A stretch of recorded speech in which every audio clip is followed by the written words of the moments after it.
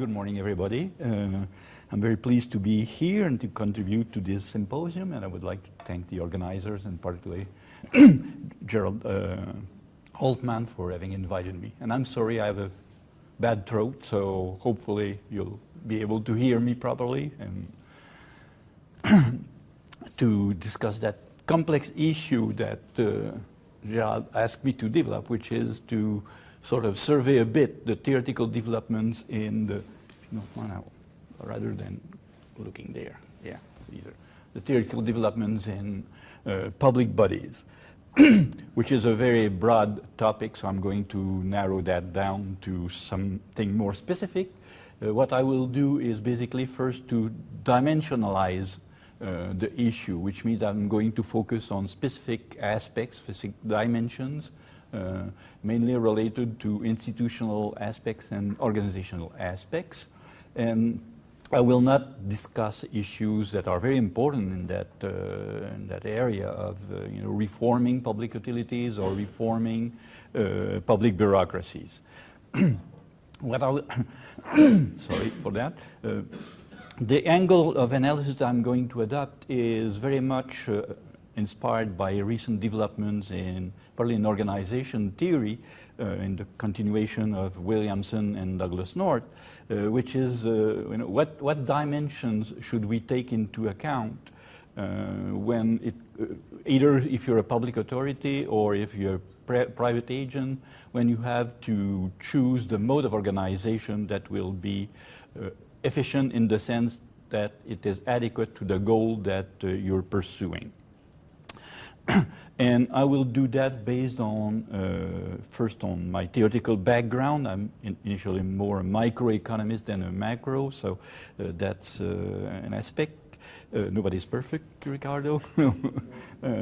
And I'm going to look at that from a more precisely transaction cost perspective, but with some emphasis on a dimension that is often neglected. It has been developed more recently, which is what we call political transaction costs, and not only economic transaction costs.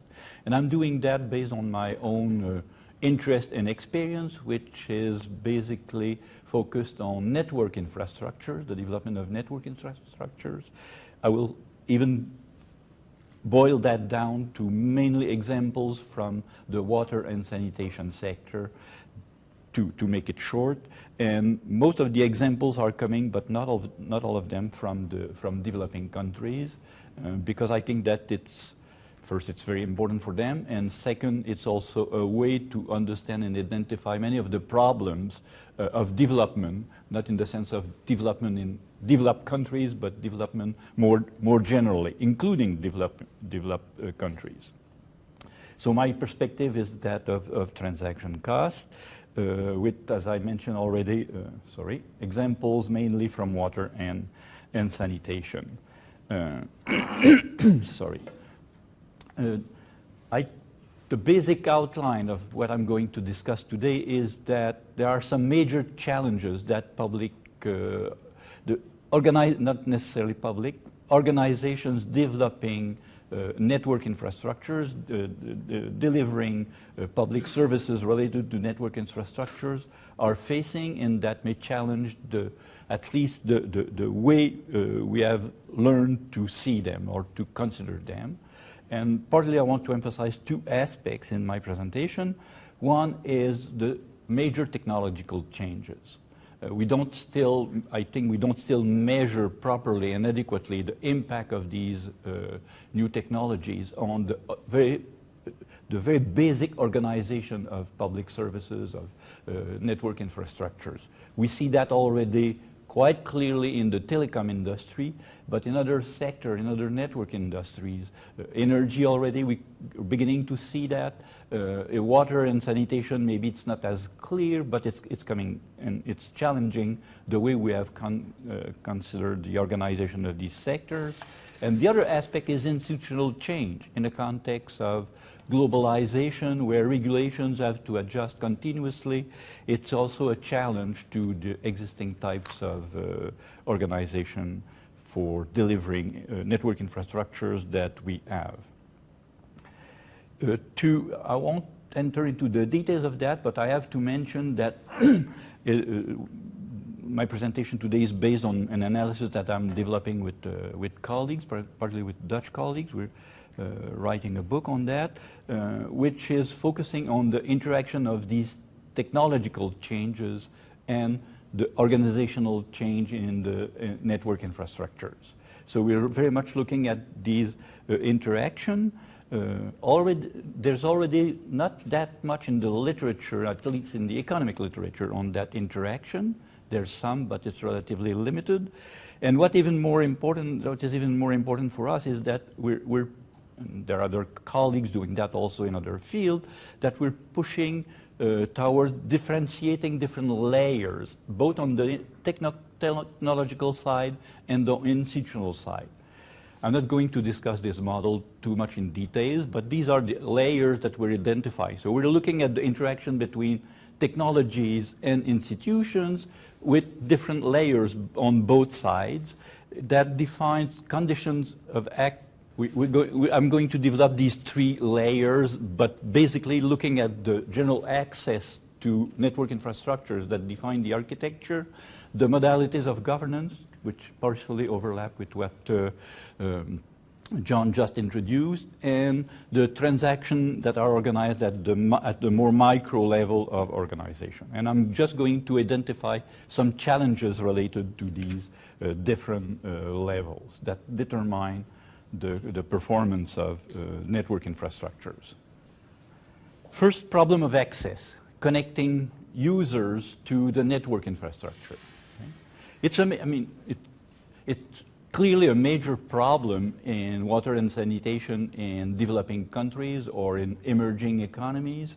This is from Maputo in Mozambique, where you don't have a central system to deliver water that is adequate. So small operators came in and developed sort of a small grids at the local level. And you can find the same type of arrangement in Cambodia and many other countries in East Asia, in India in some areas, or also even in some areas in China. So these are modes of developing a network infrastructure at a very small level, and new technologies allow to do that more efficiently than before. And one question, and it's also true in sanitation, is this a future? Well, it seems to be an important issue in developing countries, but 2 weeks ago I attended a conference in Switzerland where there's also the problem in developed countries of our aging infrastructures. And how are we, and that will require major investments in water and sanitation, for example, in the coming years. It's already there. And what's the solution? To rebuild the system that are already existing, with the same approach, or shall we move towards new approach with, for example, development of small grids in sanitation systems? Or some participants to that conference even defended the idea that it should be at the household level, that sanitation should be processed entirely, with no connection to any central grid. Okay? So it's a totally different approach, and the questions are on the table. They're not solved yet, but that's an important one. Okay? Think about the fact that there are over 2.5 billion people not having access to a basic sanitation system, and over 1 billion not having access to safe water. And that has consequence not only on the health of the population, but also on the economy directly.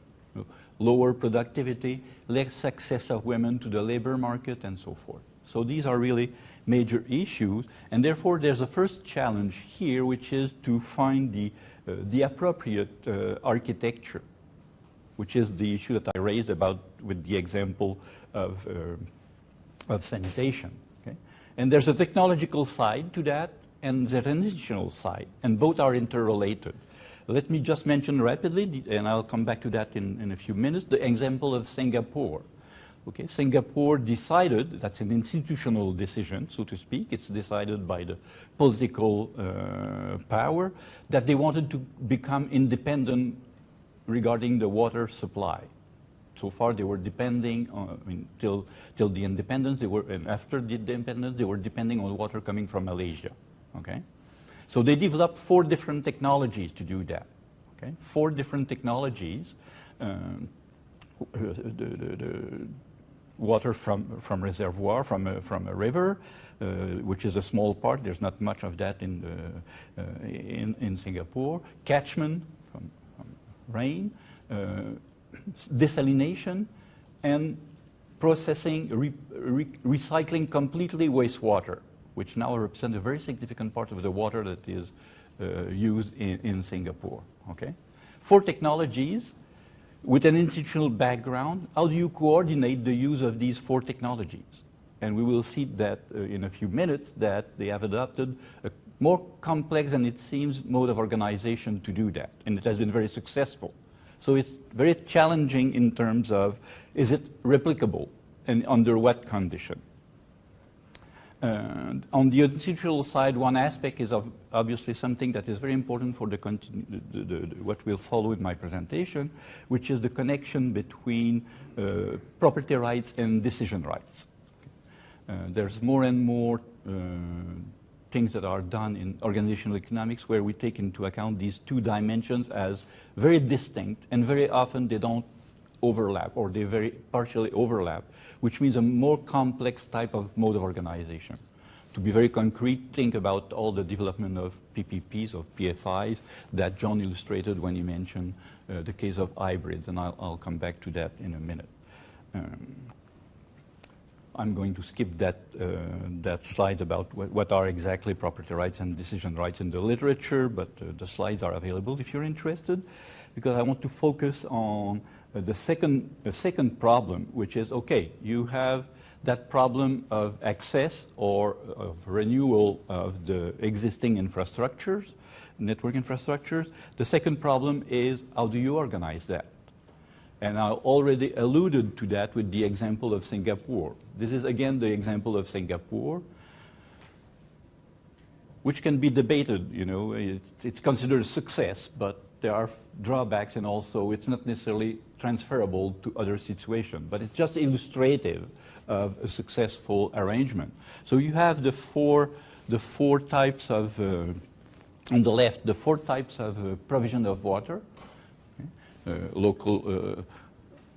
Local catchment, imported water from Malaysia, the desalinated water, and what they call new water, which is actually wastewater that is recycled, and that represents now close to 40% of the water that is used in Singapore, including drinkable water, right? So, okay. And you can see that it's a very complex organization, okay? This complex organization is structured through an integrated public entity. So in this case, we have a publicly owned. Property rights are in the hands of the public authorities, and decision rights are concentrated in the hands of public authorities as well. So apparently very simple, but actually a little more complex. Because, for example, the desalination that they have implemented, and that now represents about 25% of the water provided in Singapore, well, they had to use a technology that they didn't have. And that relates also to what you raised this morning. So they had foreigners coming in with that technology, a German company mainly, and they agreed to have a PPP, a public-private partnership with them, so that they would benefit from the technology. So we have that complex organizational arrangement between the public utility that in last resort has all the rights, but that is having a contract, a relatively complex contract with the private entity, which is the company that is providing the desalination plants, okay? Complex contracts means something that is also challenging from the institutional point of view. Okay? Because it means that it has to be credible and it has to be implemented. And that brings into the picture, well, I'll come, just before coming to the institutional aspect, let me complete that with a few words on, so that's an example here, but the case of Singapore, but more generally, what happens when we combine these 2 dimensions that I've mentioned, the property rights dimension and the decision rights with which incentives are associated, Well, that's a good, the combination is a good way to understand better something that you all know, which is the diversity of mode of organization that we have in the provision of network infrastructure. Okay? The traditional form that we know pretty well, which is either through a public bureau in the government, you know, the ministry, the Caltrans, the Californian entity in charge of regulating the transportation system in California, or the city of Paris has now remunicipalized the water system. It was under PPP for 20 years. Now it has been remunicipalized. Public corporation, okay, where you have both property rights and decision rights in the hands of public authorities. That's basically the characteristic here. So we have some alignment between these two types of rights. Okay? You have the other, at the other end, you know, total autonomy of property rights and total autonomy of decision rights, both with a strong coincidence, a strong overlapping, which is pure divestiture. You privatize the network infrastructure. Okay? But we have also a huge set which correspond a bit partially to what John said, but partially also in a different sense. We use the term hybrid for identifying these different combination where you have some contractual component, okay, in the delivery of the network infrastructure. And of course, it means that in this area here, the alignment, and we'll come back to that in a minute with the institutional side, the alignment between the property rights and the decision rights is much more complex, and therefore raise specific issues of, for the regulatory authorities, or more generally speaking, for the monitoring of that, of that type of arrangement. So that's a second challenge, which says basically that not one size fits all. We know that already, but we go further because we can see where are the problems, why it is that it does not fit, one size does not fit all, in that combination of the different types of rights. And we have already some contribution, some theoretical contribution, some main lessons coming basically from the transaction cost economics developed by Williamson and other Coase initially, and then Williamson and so forth at the level of organization, which is that transactions are raising the issue of the proper alignment between these types of rights that I have identified. Okay? A transaction, for example, typically a contract, well, a contract is a way to align more or less adequately the property rights and the decision rights. Who is going to have the right to do what exactly? And this alignment is even more complex when you take into account that in that organization of the transactions, you have to look at the technological factor, the technological change. For example, in the water system, well, if you introduce metering, intelligent metering in the water system, well, that has a direct impact on the behavior of users, but also the relationship between the providers of the service and the users, the capacity that the users may have to modulate his use of the water, and so forth. Okay? And there's also the institutional change. For example, if you change the parameters of quality in the EU till late 1990s, there were 13 parameters of quality as indicators for the different firms. Now there are over 60 parameters of quality, even more now. There have been some more that have been added. So that's an institutional change. Rules of the game have been changed, and it has a direct impact, of course, on the organizational structure, the organizational performance. So that's a second type of challenge. What is the mode of organization that is most efficient to deal with these changes in parameters, for example, okay, with these rules, new rules of the game? The third dimension is the problem of governance. In my initial 3 layers, the first problem, access, is the upper layer. What's the architecture of the system that can satisfy the users? The second challenge that I've mentioned now is the one at the micro level, the third level, the level of organization and the way to organize transactions. And there's an aspect that has been largely ignored by economists for a long time, and maybe also by policymakers, which is that you need a connection between these two layers, both the technological side, between the general architecture of the system and how it is implemented at the level of the operator. You know, how do you transfer that? For example, the coordination between the 4 technologies in use in Singapore. And the other dimension, the other aspect on the institutional side, between the general rules of the game, the government decide that they're going to favor public-private participation. Okay, nice. But then how do you implement that? How do you connect that rules and the rules that are implemented by the government, the type of contract that will be defined, and the level of operators? Okay?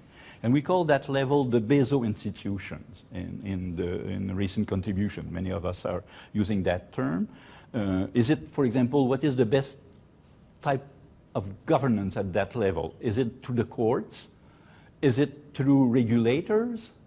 Or there are also other forms like local communities, devolution. We've talked about devolution yesterday quite a lot. There's a lot of discussion about the virtue and difficulties of devolution, which means that you're transferring the implementation of the general rules of the game to local or regional authorities.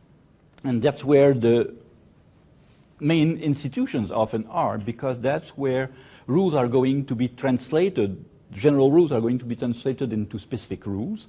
They're going to be implemented by that level of institutions, and they're going also to be monitored and enforced through these institutions. So the identification of these institutions and their role, their characteristics, the conditions through which they can align properly the rules of the game with the mode of organization that is selected is very important. For example, in the case of Singapore, a lot of critiques have been done because the way this coordination is done is not transparent at all. There's a lot of opacity. It works well, so there's no point about that. You know, if you look at the performance, it works well. But the interaction between the government on one hand, who in last resort is holder of property rights and decision rights, and the operator, the public entity that is coordinating the 4 types of technology and also coordinating with the private partner, is not transparent at all. So, you know, you have, because you don't have a clear role of a meso institution. Some responsibilities are partially in the hands of the public utility, and some other responsibilities are in the hands of the government. But the government has delegates on the board of the utility. So what is a decision that is motivated by real economic factors and what's the decision that are motivated by political motives is blurred. There's a blurred area. So that's why these meso institutions are important. And here is a way to connect that to,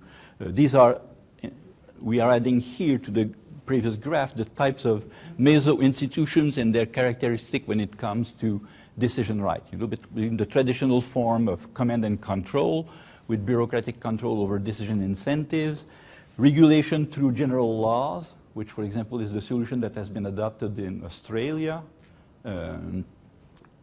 for a while now. They're coming back on that, where you know you're regulating private utilities providing the network infrastructure, but there's a whole ambiguity of that zone of hybrid arrangements where you have a combination of different entities, different contributors to the service with very often the use of contracts.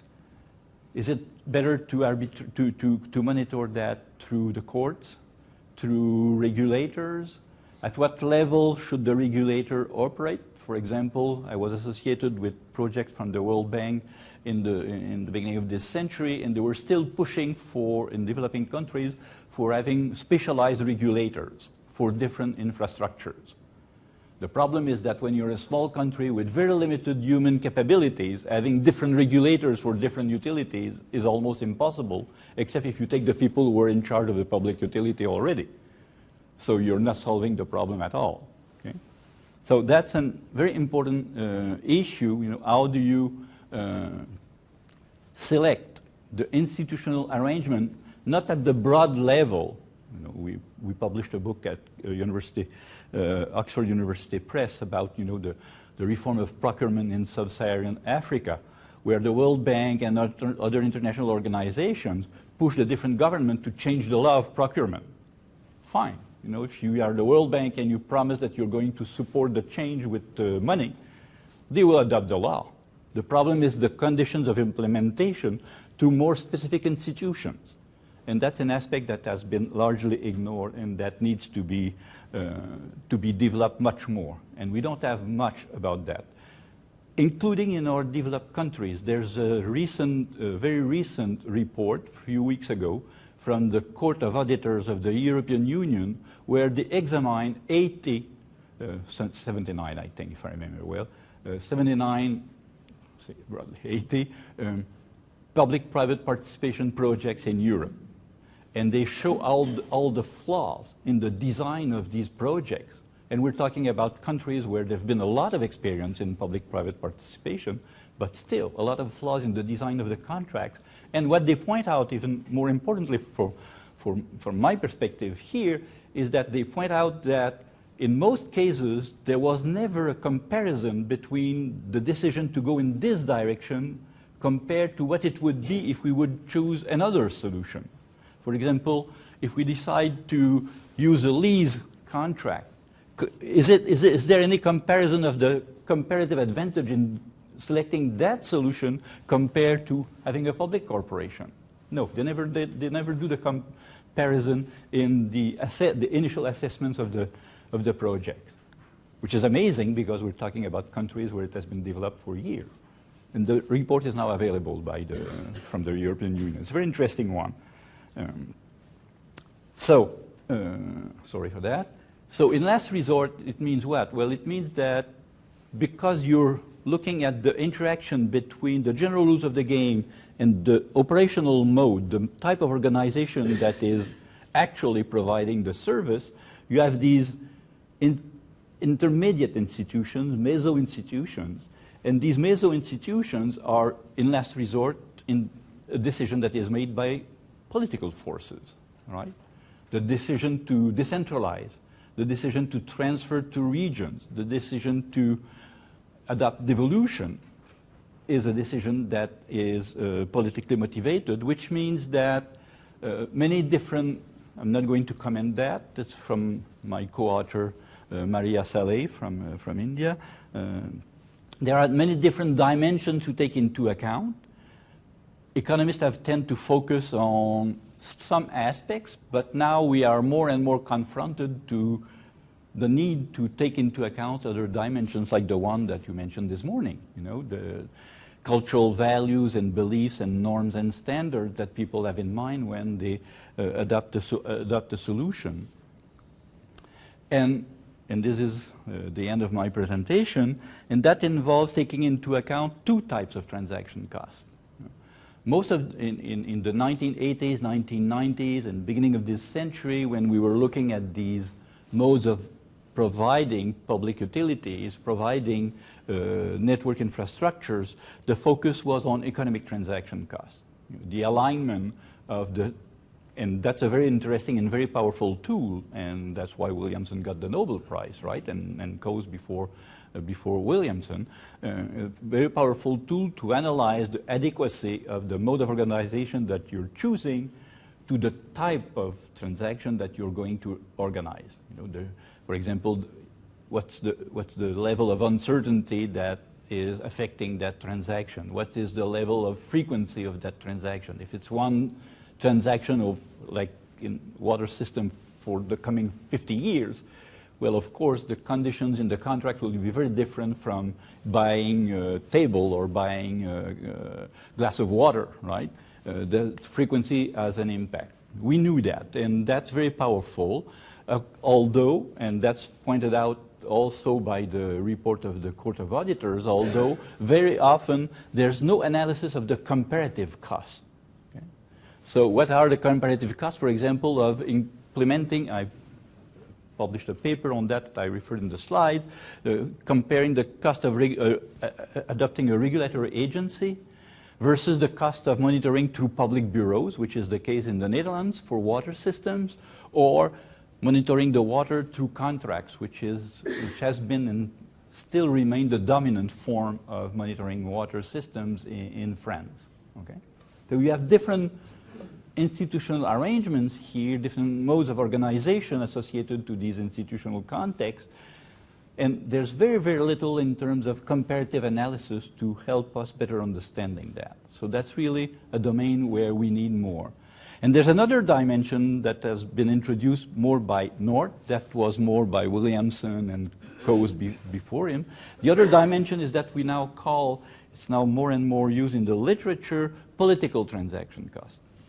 The political transaction costs are the transaction costs associated to building a coalition of interest that will make the decision about what type of organization, and that will make this decision stable, which means credible commitments. There's a growing literature on credible commitments of decision makers which rely very much on these political transaction costs. I have colleagues that have worked, for example, in the reform of, it's a different topic, but reform of retirement plans in Brazil recently. Well, the political transaction cost of reaching a consensus among 26 political parties to reform a system that has a lot of groups of interest was very, very challenging. Another illustration that is very vivid for me is the reforming the rail system in France, right?